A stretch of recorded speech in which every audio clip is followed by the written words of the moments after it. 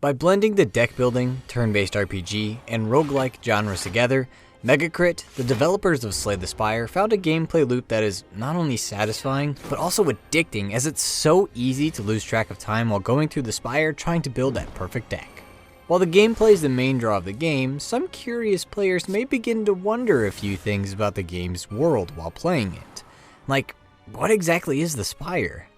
Who are the characters we play as? Where did they come from? And why are they going through the Spire over and over again? While the game is light on the details, there is actually some lore that answers, or at least hints at answers to these questions, and it's hidden in the special events that can occur in the levels, or in flavor text for the relics in the game. Seeing all of these and putting their information together can be difficult to do though, due to the aforementioned addicting gameplay. So let's take the time to go through the information of the game and see what we can uncover about the lore and story of Slay the Spire. Also, I guess, spoilers ahead, but there's not a lot of story, so it's probably not a big deal if you do get spoiled. If you want to find the stuff out on your own though, now's the time to click away. Alright, with that out of the way, let's get started. It all starts with the structure known as the Spire, which is composed of three main parts. The Exordium, which comprises the lower levels of the structure, the City, where people who live in the Spire reside, and the Beyond, a strange and mystical place pulsing with powerful magic. A variety of monsters and creatures call the halls of the Spire home. There are aggressive piles of slime that split apart to multiply their numbers. There are mechanical automatons that defend items in areas of the Spire. And there are even mythical creatures like vampires that can be found in its halls. The origin of the building is unknown, but it does appear to be old, as there are writings and relics in it that are associated with the ancients, a people whose culture and language have long since been forgotten. While the ancients have since disappeared, there are still people living in the Spire who can be found all over it, but can be mainly found in the City. The City isn't exactly a utopia, however, as it's common to see vagrants or beggars walking the streets asking for handouts. Unsurprisingly, some of these people have turned to a life of crime to get their necessities, becoming bandits or thugs that steal from others to get what they need to live. Making things worse for those in the city is that they can be straight up kidnapped from the streets and forced to take part in gladiatorial fights to the death in a coliseum. Fights that are overseen by an armored giant with a crown of gold on his head. While the giant never takes part in the fighting himself, intrepid adventurers might come across him while making their way through the city and have to fight for their lives, just as if they were in the Colosseum. While the conditions these people are forced to live in are awful, the outside world likely isn't much better, as suggested by a story that can be read in a library of the city. There are also references to a blight caused by the Spire that wiped out a lot, if not all, of the produce of the world, further suggesting that life outside of the Spire wasn't much better, or even worse, than life inside it. Not everyone in the Spire lives in abject misery though. There are some that are well off and work as merchants or fashion designers. Others choose to live a life of faith to escape the conditions of the Spire, like the members of a fanatical cult that worships a divine bird-like entity. These cultists perform rituals in order to bring themselves closer to their god. For instance, one of the rituals involves hooded members of the cult gathering together in a church in the city where they, one by one, slice their forearms with a ritual dagger which has a unique two-pronged design to offer blood to their deity. These rituals do more than act as offerings to the cultists' god though. They have an actual effect on them, capable of doing things like giving some of them a power that increases their strength over time, making them stronger fighters the longer a fight goes on. There are also other cultists that are chosen that have had their human appendages replaced with bird-like ones, indicating the rituals can also have a sort of transformative effect on the cultists. Nowhere is this effect more evident than in the monstrosity named the Awakened One, who resides near the top of the Spire. This Awakened One, who has numerous bird-like features, has the ritual dagger of the cultists sticking out of its chest, implying that its avian form was brought about by a ritual of the cultists. A crowning achievement of theirs where they were able to morph one of their own into the likeness of their god. Given that their deity is a bird, and the cultists perform a crow-like cawing in battle, it's likely that the god the cult reveres is the mischievous crow god Mazaleth, who has a relic depicting his likeness in the Spire. Mazaleth is not the only god that has a presence in the Spire though. Other gods have altars or relics that can be found in the building too, although some have been forgotten. Others have a much more tangible presence in the Spire, such as the large, whale-like entity named Neow. Neow is an ancient that has powers over resurrection. For a reason lost to time, she was banished to the bottom of the Spire. Wanting an end to her exile, she decided she was going to escape her prison. And the only way to do that was to slay it. See, the Spire isn't just a building. It's a living being that has a large heart beating near its top. And Neow knows that if that heart is destroyed, she would be set free. However, due to her confinement, Neow can't ever ascend the Spire herself to reach the heart and destroy it, so she has to rely on others to do it for her. There are at least 4 outsiders that she manipulates to do this, each of whom have their own reason for coming to the Spire. One is the Ironclad, an armored warrior from the northern tribes of the wider world. These northern tribes value combat and fighting above all else, making much of their culture revolve around it. For instance, they hang dream catchers where they sleep, believing they allowed them to improve their fighting prowess while they slept, or use war paint to create magical wards to help them in battle. An example of which is a small red skull that enhances the strength of the wielder as they suffer more damage in a fight. One Ironclad from these tribes wanted to be more than just a powerful warrior. He wanted to be the strongest one, so he sold his soul to a demonic entity to gain a portion of that demon's power. It seemed to have worked, as the Ironclad gained new abilities that were unlike any of his peers, such as gaining burning blood that healed his wounds after a fight, being able to use the demon's fire to deal devastating damage to multiple opponents, or going into a demon form where his strength grew higher and higher the longer a fight went on. However, there was an additional cost to gaining these powers. The demon not only took the Ironclad's soul, but also killed all the members of his tribe, consuming them in dark fire, making the Ironclad the strongest warrior by default. After this moment, the Ironclad journeyed to the Spire for an unknown reason, perhaps to find an adversary that was worthy of their newfound power, where he fell to the powers of Neow. Another outsider employed by Neow is the Silent, a huntress from an area called the Foglands, and an incredibly skilled one at that.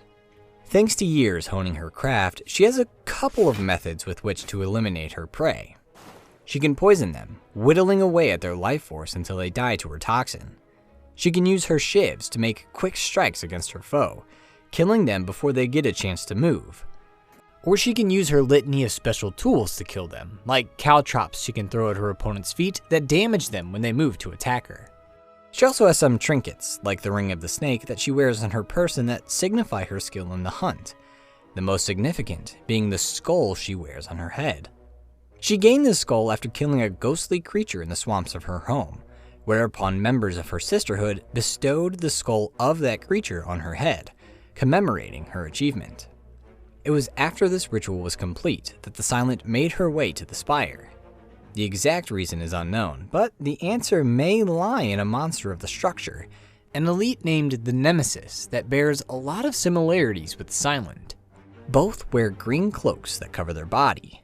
Both can make themselves intangible to trivialize the damage they receive from an enemy. And the skull of the Nemesis bears a striking resemblance to the skull the Silent wears on her head.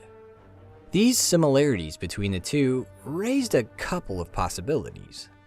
Maybe the Silent came here to complete the next part in the ritual of her sisterhood, to hunt down this Nemesis, who could be the nemesis of the hunters of the Foglands. Maybe the Nemesis is a personal nemesis of the Silent, being a reborn version of the ghostly creature the Silent killed in her ritual, one bent on vengeance.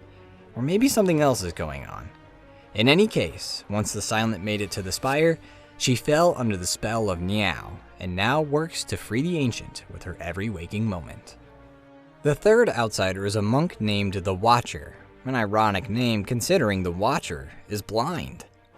Despite her disability though, the religious order that she's a part of made her a capable warrior, training her in a combat style where she danced between a wrathful stance where she could unleash a torrent of devastating attacks upon her foes, and a calm one, which gave her extra energy when she exited it, allowing her to prepare for her next assault.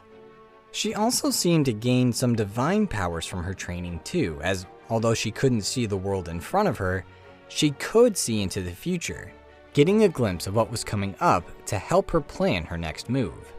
There was also the divine state that she could enter after taking some time to meditate, a state where her power surpassed even the power of her wrathful stance, allowing her to deal a huge amount of damage to her foes.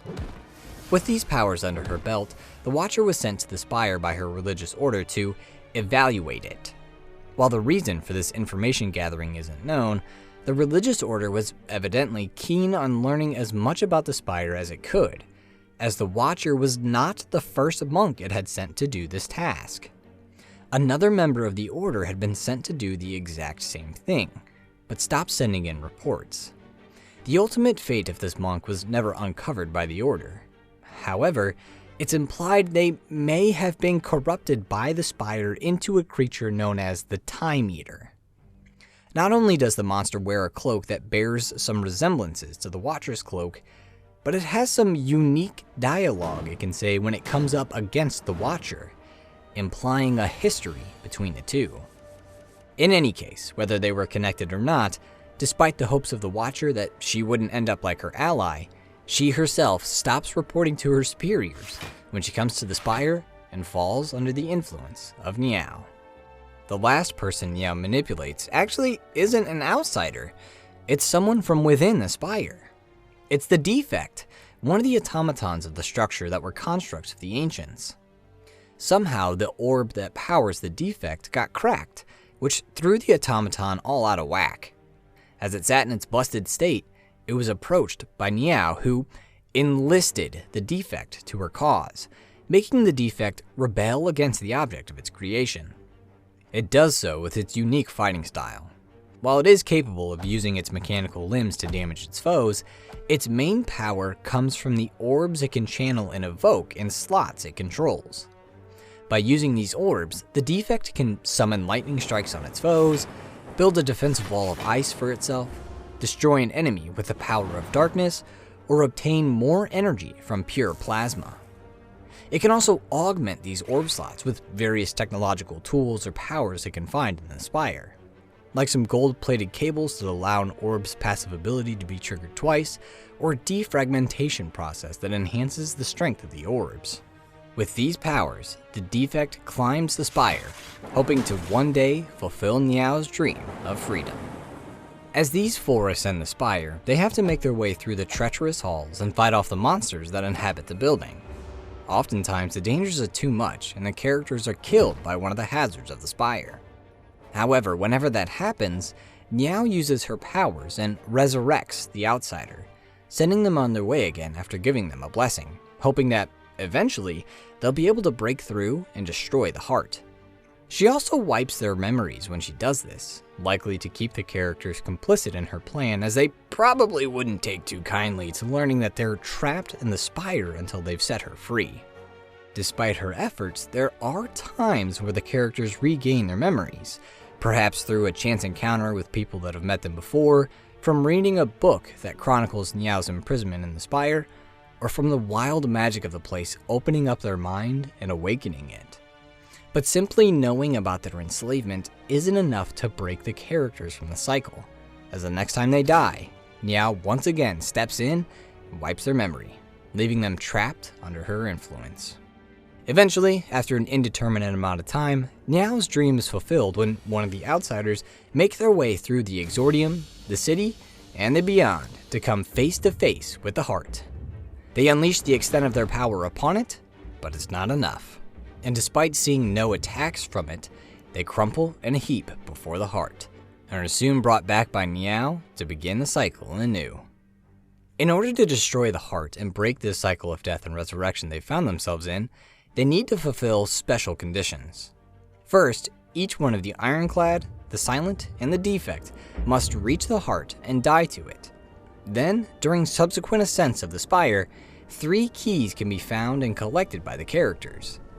The Ruby Key can be found at a rest site after performing the recall action. The Emerald Key can be found after defeating a special, supercharged elite enemy that appears on one of the floors. And the Sapphire Key can be found in a non-boss chest somewhere in the Spire. When they come face to face with the Hardigan after obtaining these keys, then they aren't immediately killed by it. Instead, the heart flees behind a door with 3 colored locks. Locks that are opened with the keys collected by the characters. After fighting their way past one more Guardian, the characters finally face the heart, and if they play their cards right, manage to destroy it, thereby slaying the Spire. Upon the heart's defeat, each one of the characters has their own unique ending.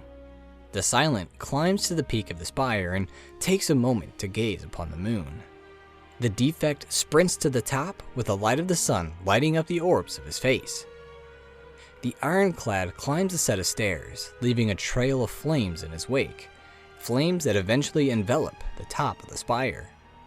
And the Watcher flies to the peak of the Spire and slams her staff into it, causing the building to well up with bright energy, perhaps hinting at an explosion. Last but not least is Neow. Free at last, she does something unexpected. She decides to sleep, to wait until the Spire wakes again. And with that, the story of Slay the Spire comes to an end. Ultimately, it's a story about how we're helping a godlike entity escape the Spire for an unknown end. What ramifications were there from our adventure? We'll get the opportunity to see in the game's sequel, Slay the Spire 2, which will be coming out at some point in the near future. Hopefully, Megacrit goes a little deeper with the lore this time, as I'd love to see the world of Slay the Spire fleshed out even more. As for the first game, I think I covered most everything, but I'm not perfect, so if there's something I missed, feel free to point it out. Likewise, if you have any questions, feel free to ask and I'll do my best to answer them.